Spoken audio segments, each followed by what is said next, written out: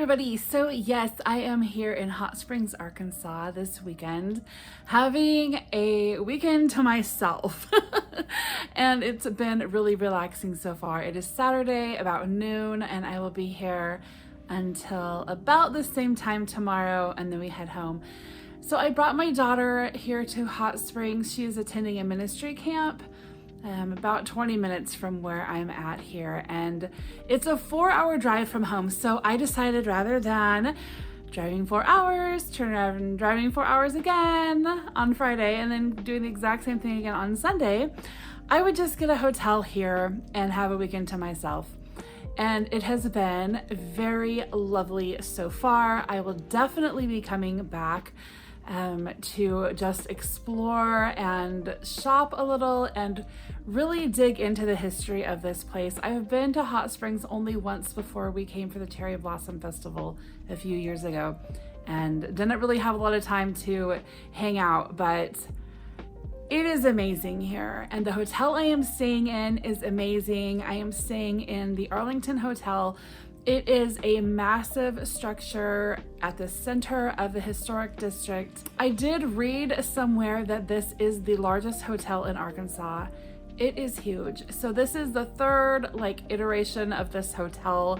It was originally built in 1870, then it was torn down, rebuilt, and then the second hotel burnt in 1923. And so this hotel was built in 1924. Anyway, it is massive. It is amazing. There is so much cool just leftover stuff here from that early age of the 20th century. But I'm thinking about coming back to Hot Springs in October and doing something kind of Victorian and early 20th century related for Victober, because it just definitely gives that feeling.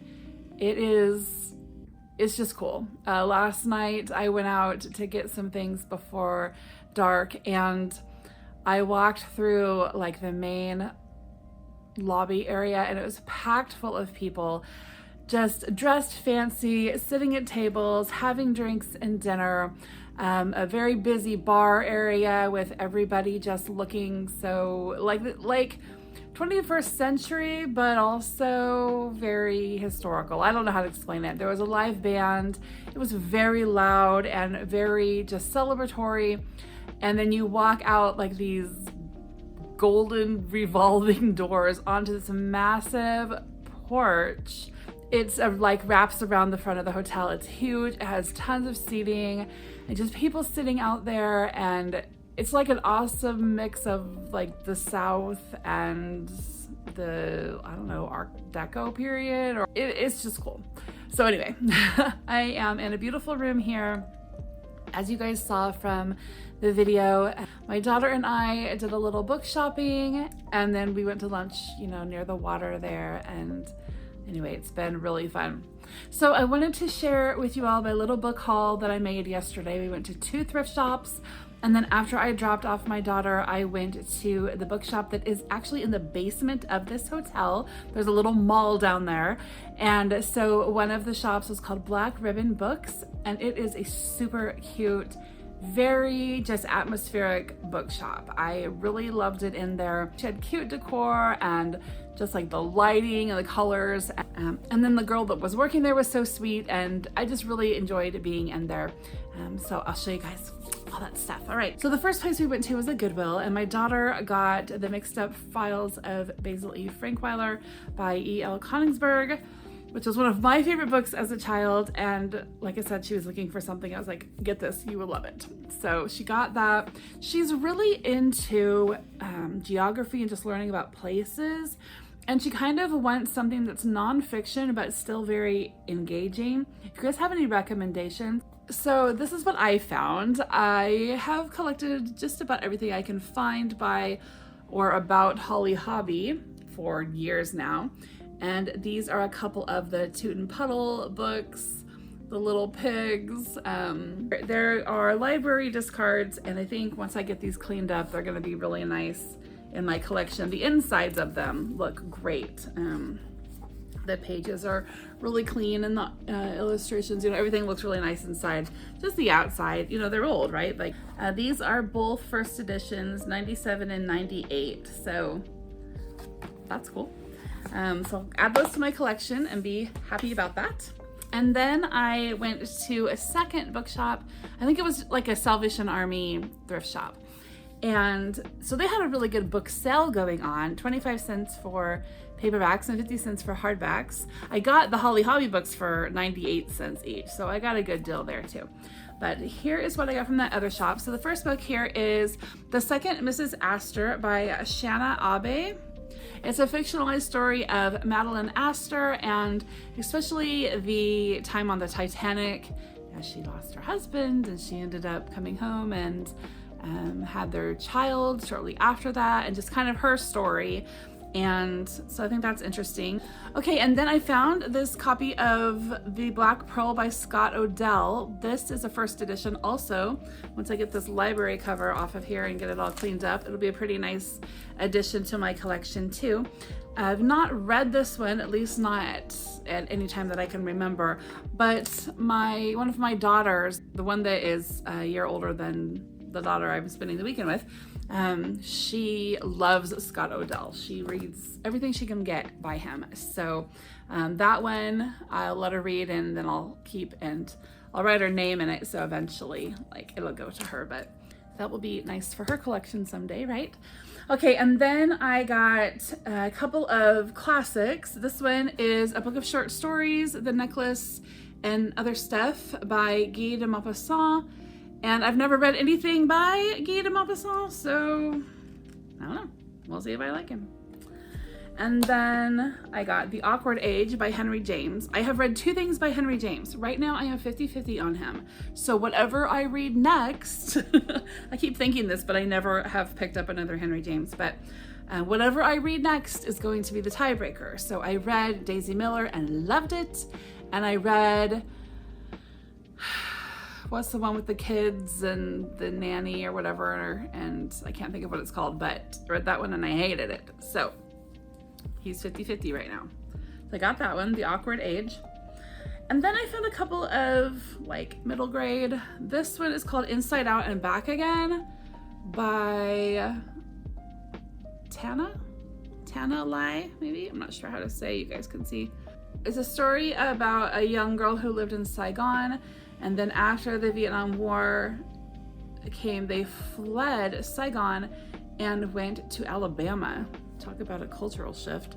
And so it's kind of a young girl story about that. And then finally I got this book. This is called Among the Hidden by Margaret Peterson Haddix. And I've read another series by her and liked her. The reason why I picked this up is because another one of my daughters, my 16-year-old daughter, she asked if I could find her some clean dystopian reads. She really likes reading dystopian stuff, but she also wants to read things that are clean. And so, you know, and not super negative, like if there's some hope involved. This one might be a little too young for her, but I'm gonna read through it and see. Well, I'll probably just give it to her because I've read her before and I think she's pretty clean. Right now, my daughter is reading Station 11. And I think that it's clean. I went back and read my Goodreads review on it, and I at that time had said it was like the best book that I had read in 2024. And I do remember it being a dystopian, but a very hopeful one. And so I thought she would enjoy it. Hopefully it's clean. She will let me know if it's not. But anyway, yeah, she's 16 and looking for, you know, the thrill of the dystopian. So that's all of the used stuff that I got. And then I went into that, you know, bookshop in the basement and just picked up a couple of things. One thing I got was this reproduction postcard.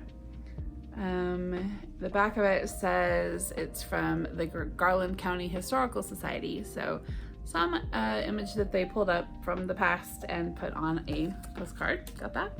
And then I got these colored pencils, which I think are so pretty.